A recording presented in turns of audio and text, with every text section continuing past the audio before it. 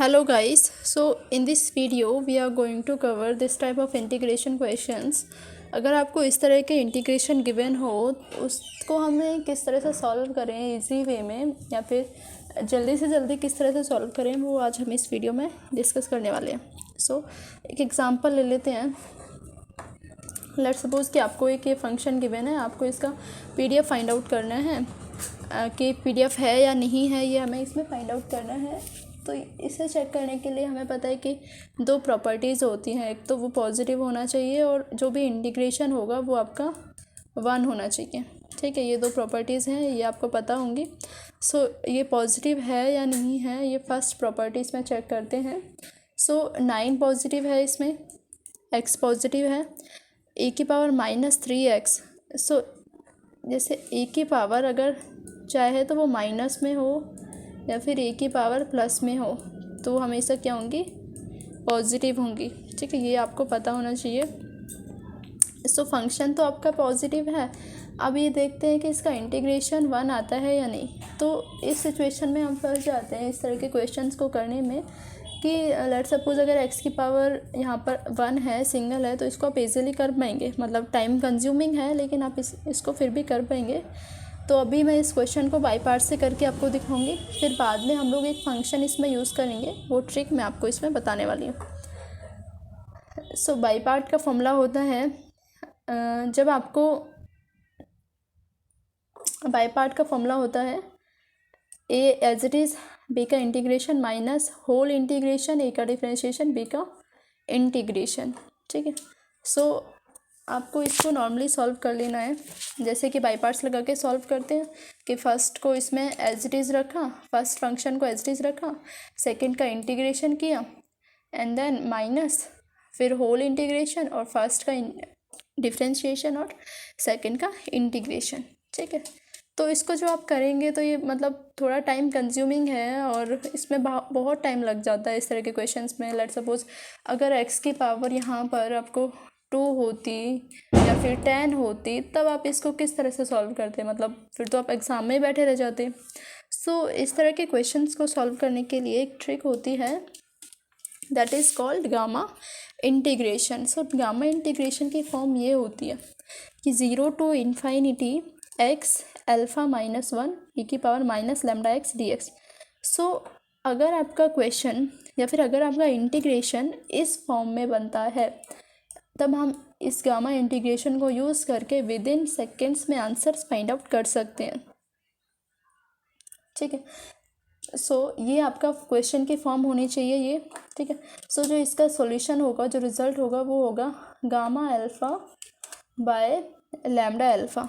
ठीक है, बस ये इतना सा इसका आंसर हो जाएगा. हमें वो बाई पार्ट्स लगा के इतना लंबा चौड़ा सॉल्यूशंस लिखने की भी ज़रूरत नहीं है, ना इतना टाइम होगा आपके पास. तो आपको ये ट्रिक लर्न करनी है, याद रखनी है. ठीक है, बहुत इंपॉर्टेंट है. अगर आपका क्वेश्चन आता है इस तरह का एग्ज़ाम में, इंटीग्रेशन आता है, तब आपको इस तरह से इसे सॉल्व कर सकते हैं. ठीक है, सो ये जो होता है, ये आप साइन देख रहे हैं इधर, ये होता है गामा. ठीक है, गामा का साइन होता है. जैसे आपका अल्फ़ा का लैम्डा का साइन है तो ये गामा का साइन होता है. ठीक है, सो गामा अल्फ़ा, जब गामा अल्फ़ा आपको फाइंड आउट करना है तो आप इसको फैक्टोरियल में लिखेंगे α-1 फैक्टोरियल. ठीक है, यानी कि α-1 फैक्टोरियल. फैक्टोरियल आपको पता है कि जैसे 5 फैक्टोरियल निकालना है तो 5 फैक्टोरियल किस तरह से निकालेंगे, 5 × 4 × 3 × 2 × 1. ठीक है, यानी कि 5 फैक्टोरियल निकालेंगे तो ये हो जाएगा n-1 फैक्टोरियल. कुछ इस तरह से आपको सॉल्व करना है. ठीक है, सो बस एक इसमें ये याद रखना है, अल्फ़ा जो भी आपको गामा अल्फ़ा फाइंड आउट करना है तो α-1 होता है, α-1 फैक्टोरियल. ठीक है, सो इसी क्वेश्चन को हम दूसरे वे में करते हैं, यानी कि गामा इंटीग्रेशन को यूज़ करके करते हैं.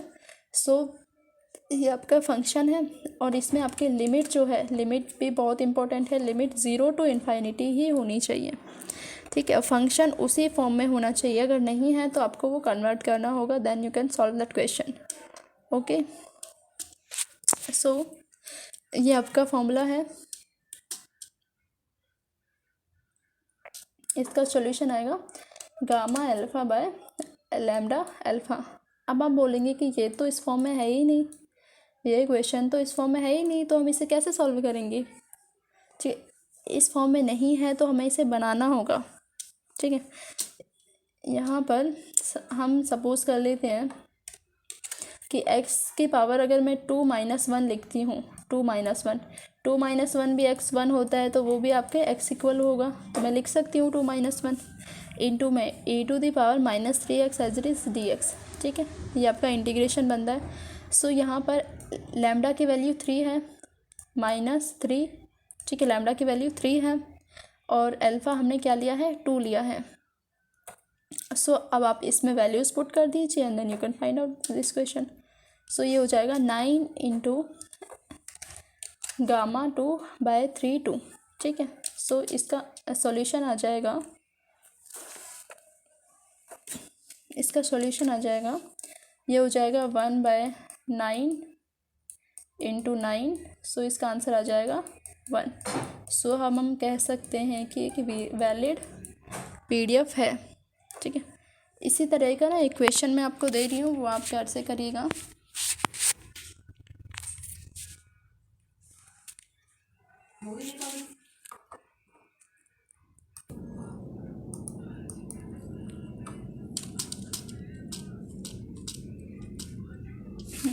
सो ये क्वेश्चन है, सेम फॉर्मेट में आपका क्वेश्चन है, ये आप सॉल्व कीजिएगा।